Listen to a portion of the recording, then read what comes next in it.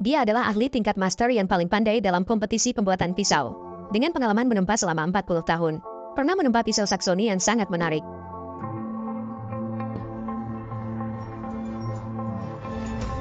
Sekarang, dia juga menguasai seni kuno lainnya. Alat Jack mengejutkan para juri dengan keahlian para pengrajin. Menghadapi tim produksi yang sangat pandai dalam mengatur, langsung menunjukkan pisau lipat Yemen yang tersembunyi di bawah tempat tidur. Meminta dia untuk menunjukkan beberapa keahliannya. Mereplikasi dengan tepat menggunakan batang baja W1 ini. Sementara itu, panjang bila harus dikendalikan antara 20 hingga 25 cm. Juga harus menempa punggung pisau yang melengkung di tengah untuk menyelesaikan tantangan. Wow, pisau melengkung abstrak ini bahkan menempa punggung pisau, itu terlalu gila. Pantas dia mengikuti kompetisi kembali dengan hadiah puluhan ribu. Yang baiknya adalah tim produksi tidak memotong terlalu banyak hiasan pada bahan pisau yang ditempa. Jadi kami semua melakukan pengelasan dan penempaan.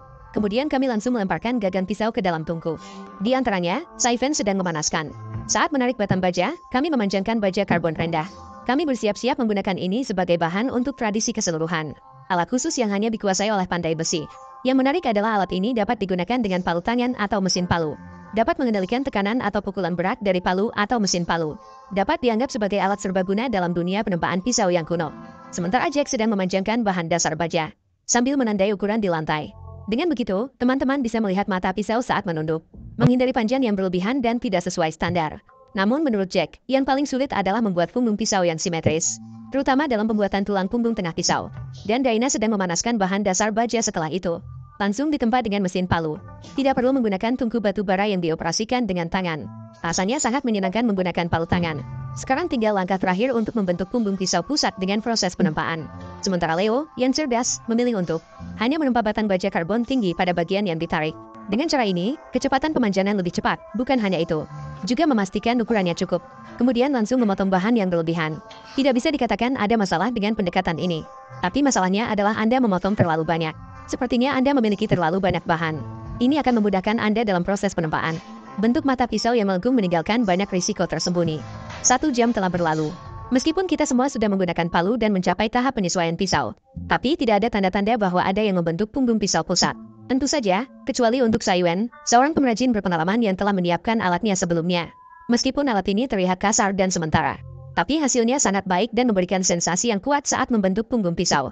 Sekarang tinggal menyelesaikan detail penyesuaian dan penghalusan punggung pisau. Wah, Wen sangat berbakat dalam hal ini, go. Tiba-tiba teringat saat pertama kali bertemu.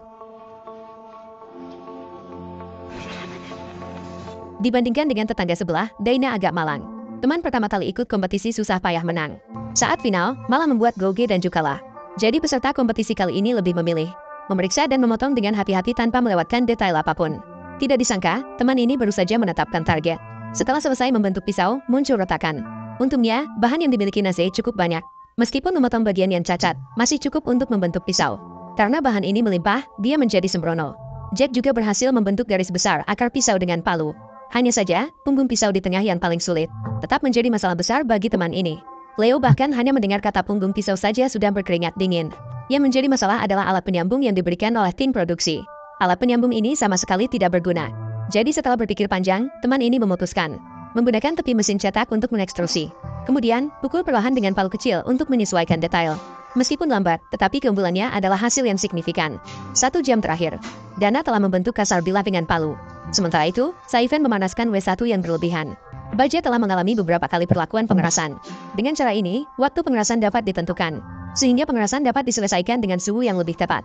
Tidak bisa dipungkiri bahwa pengalaman pria ini sangat berharga. Efek pengerasan juga memang sangat baik.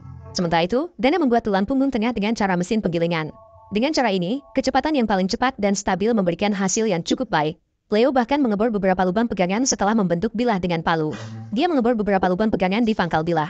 Kemudian, memanaskan bilah langsung untuk menyelesaikan pengerasan kunci. Bilahnya cukup lurus, terlihat sedikit seperti pisang. Sementara itu, Jack membandingkan beberapa kali dengan pisau sampel. Kemudian, panaskan batang besi untuk meningkatkan kekuatannya. Setelah suhu minyak mencapai, lakukan pengerasan pada bahan pisau. Dengan cara ini, dapat menghindari retakan pada pisau akibat pengerasan dengan minyak dingin. Teman-teman juga sangat teliti ya. Waktunya habis. Putaran pertama tantangan selesai. 4 ahli menggunakan teknik masing-masing dengan W1. Batang baja direkam ulang menjadi pisau lipat Gatemon. Jadi, siapa yang akan melangkah lebih dulu? Pertama adalah pisau lipat Gatemon milik Dana. Bentuk pisau ini sangat mirip dengan pisau sampel. Sangat cocok dengan perasaan tangan Goge dari Changsha. Selanjutnya adalah pisau lipat tipe unik milik Leo. Tidak kalah dengan pisau pisang. Lebar bahan pisau yang sedikit titis masih agak kurang memadai. Pisau lipat ganda milik Guru Saifeng. Tidak ada masalah dengan pukulan yang kuat. Hanya bahan pisau yang sedikit berat perlu disesuaikan dengan cermat. Terakhir adalah pisau lipat tipe yang juga bagus milik Jack. Desain keseluruhan pisau ini sangat menarik. Jika bisa lebih halus sedikit, akan lebih sempurna. Ulasan selesai. Setelah melalui peninjauan dan diskusi, diputuskan untuk mengeluarkan peserta Leo. Karena hanya pisau miliknya yang menyimpang.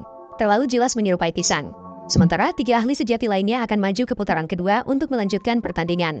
Kami semua harus menyesuaikan pegangan pisau yang rusak. Juga harus menggunakan bahan alami murni dan menambahkan 4 bunga kecil. Setelah selesai, serahkan kepada juri untuk pengujian intensitas tinggi. Waktu 2 jam untuk mempertajam pisau dimulai. Dana memilih 2 potongan kayu terlebih dahulu. Bahan digambar untuk menyiapkan pegangan pisau. Karena pisau sahabat sudah selesai dengan tingkat keberhasilan yang tinggi, bisa dirakit lebih awal. Sementara itu, Jack berencana untuk melakukan penyesuaian sedikit terlebih dahulu. Pisau kasar dihaluskan agar lebih berbentuk. Terutama kedua sahabat ini sangat berbakat. Sahabat yang berbakat harus berhati-hati dalam melakukan serangan. Sedangkan untuk Saifen, harus mengurangi berat badan. Pisau kasar disesuaikan dengan bentuk pisau sampel. Kemudian dia mengeluarkan miliknya sendiri. Teman baik datang untuk memberikan dukungan. 1 jam terakhir. Setelah memasang pegangan, Daina menggali lagi. 4 lembar tembaga siap untuk membuat pola. Dengan cara ini, kecepatannya paling cepat tetapi suaranya sedikit mengganggu. Sementara itu, Jack memotong sepotong alami. Kayu lilin putih siap dijadikan pegangan. Kemudian memotong 2 paku tembaga dan langsung menyelesaikan pemasangan pegangan. Saifen langsung memilih tanduk rusa besar. Dipotong menjadi 2 bagian yang sama sebagai bahan pegangan. Inilah lubang di pangkal pisau yang dia bor selama setengah hari tetapi tidak bisa menembus tengahnya. Gerakan ini seperti saat kakak mengerasi pangkal pisau saat proses pengerasan. Saat ini, kakak hanya bisa memanaskan dengan api biru untuk melunakkan dan melubangi kembali. Hanya saja, waktu yang tersisa tidak banyak bagi kakak. Harus segera menyelesaikan perakitan. Setelah semua, masih ada pola pegangan yang perlu dia sesuaikan lebih lanjut. Waktu habis. Putaran kedua tantangan selesai. Pertama adalah pengujian kekuatan Deusen dalam memotong tanduk rusa. Mari kita mulai dengan pedang melengkung keren milik Dana.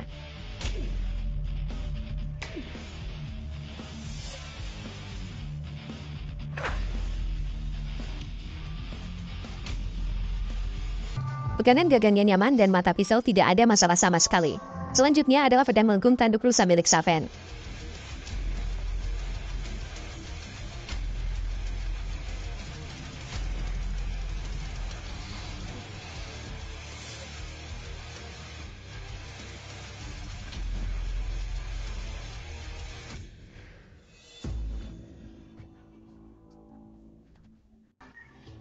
Tidak ada masalah dengan pedangnya. Masalahnya adalah pegangannya agak sedikit kasar. Terakhir adalah pedang melengkung milik Jack.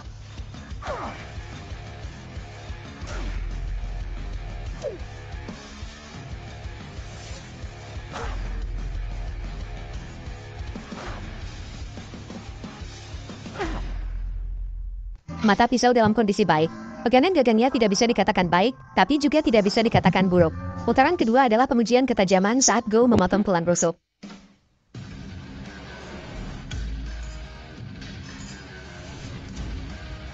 Pedang melengkung milik Dana sangat kuat.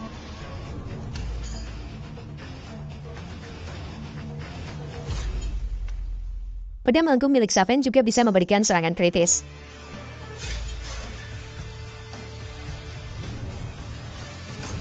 Pedang melengkung milik Jack juga memberikan sensasi yang sama. 2 putaran pengujian selesai. Setelah melalui diskusi dan penilaian, diputuskan untuk mengeluarkan Leo dari pertandingan. Lagi pula, pegangan gagangnya kasar. Bahkan melukai tangan lembutku, saudaraku. Sayang sekali pedang keren milik kakak. Jika saja pengeboran selesai lebih awal, bisa menyesuaikan pegangan gagangnya. Akhirnya, Jack dan Dana maju ke babak final 3. Keduanya harus memilih senjata legendaris sebagai tantangan akhir putaran ini. Kemudian, dia kembali dengan membawa pisau 4 hari kemudian. Mengikuti ujian neraka dengan 3 juri. Tentang memilih senjata dewa, mereka berdua tidak perlu menjelaskan. Semua jawaban akan diungkap saat pertarungan puncak 4 hari kemudian. Terima kasih sudah menonton, dan semoga yang like, komen, dan subscribe dilancarkan rezekinya dan dipermudah segala urusannya. Amin.